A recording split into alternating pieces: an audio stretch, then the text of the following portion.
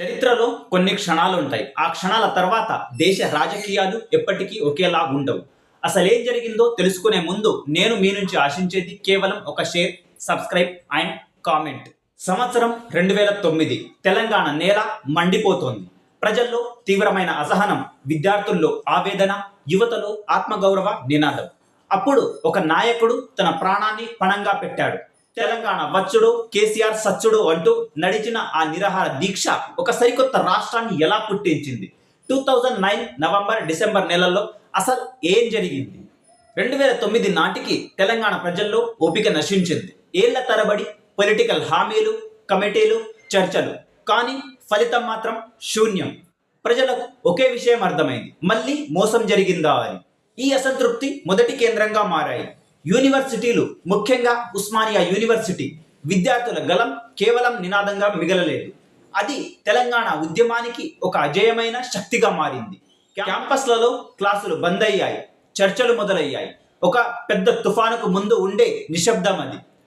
2009 November మాసం. ఉమ్మడి ఆంధ్రప్రదేశ్ రాజకీయం తీవ్ర ఉత్కంఠలో ఉంది. కేసీఆర్ ఒక షాకింగ్ నిర్ణయాన్ని ప్రకటించారు: తెలంగాణ కోసం ఆమరణ నిరాహార దీక్ష చేస్తా. అయితే తెలంగాణ సిద్ధించాలి, లేదా నా శవం జైలు నుంచి బయటికి రావాలి. ఈ ప్రకటనతో దేశ రాజకీయాలు ఒక్కసారిగా స్తంభించిపోయాయి. ఢిల్లీ పీఠం కదిలింది. కానీ విమర్శకులు ఏమన్నారో తెలుసా? ఇదంతా కేసీఆర్ ఆడుతున్న పొలిటికల్ డ్రామా అని. 2 రోజుల్లో నిమ్మరసం తాగి దీక్ష విరమిస్తారని ఎగతాళి చేశారు. కానీ కేసీఆర్ వెనక్కి తగ్గలేదు. ఉద్యమం చేతులు దాటిపోతుందని ప్రభుత్వం భయపడింది. నవంబర్ 29 ఉదయం కరీంనగర్ నుంచి సిద్దిపేట దీక్షాస్థలికి బయలుదేరిన కేసీఆర్ను అల్గనూరు చౌరస్తా వద్ద పోలీసులు అరెస్ట్ చేశారు. అక్కడి నుంచి ఆయన్ను రాత్రికి రాత్రే ఖమ్మం జైలుకు తరలించారు. కానీ ప్రభుత్వం చేసిన అతిపెద్ద తప్పు ఇదే. కేసీఆర్ అరెస్ట్ వార్త వినగానే ప్రజల్లో ఒక్కసారిగా అగ్నిపర్వతం పేలింది. గ్రామాలు రగిలిపోయాయి, ఆర్టీసీ బస్సులు నిలిచిపోయాయి, రోడ్లన్నీ జనసంద్రంగా మారాయి. ఎక్కడ చూసినా రెండే 2 నినాదాలు: జై కేసీఆర్, జై తెలంగాణ. ఖమ్మం జైలులో కేసీఆర్ దీక్ష కొనసాగిస్తుండగా ఇటు హైదరాబాద్లోని ఉస్మానియా యూనివర్సిటీలో ఒక యుద్ధ భూమిగా మారింది. విద్యార్థులు రోడ్లపైకి వచ్చారు. పోలీస్ బలగాలు క్యాంపస్ను చుట్టుముట్టాయి. టీయర్ గ్యాస్ ప్రయోగాలు, విచక్షణ రహితంగా లాఠీ చార్జ్, వందల మంది విద్యార్థుల అరెస్టులో క్యాంపస్ అంతా రక్తం చిందించింది. కానీ విద్యార్థుల గుండెల్లో ఒకే భావన బలంగా నాటుకుపోయింది: ఎప్పుడు తెలంగాణ రాకపోతే ఇక ఎప్పటికీ రాదు. దెబ్బలు తిన్నా, జైలుకెళ్లినా విద్యార్థి లోకం వెనకడుగు వేయలేదు. రోజులు గడుస్తున్నాయి. ఖమ్మం జైలు నుంచి కేసీఆర్ను హైదరాబాద్ నిమ్స్ హాస్పిటల్కి తరలించారు. కేసీఆర్ ఆరోగ్యం క్షీణించడం ప్రారంభమైంది. షుగర్ లెవెల్స్ పడిపోయాయి. శరీరం సహకరించడం లేదు. అయినా సరే సలైన్ ఎక్కించుకోవడానికి ఆయన నిరాకరించారు.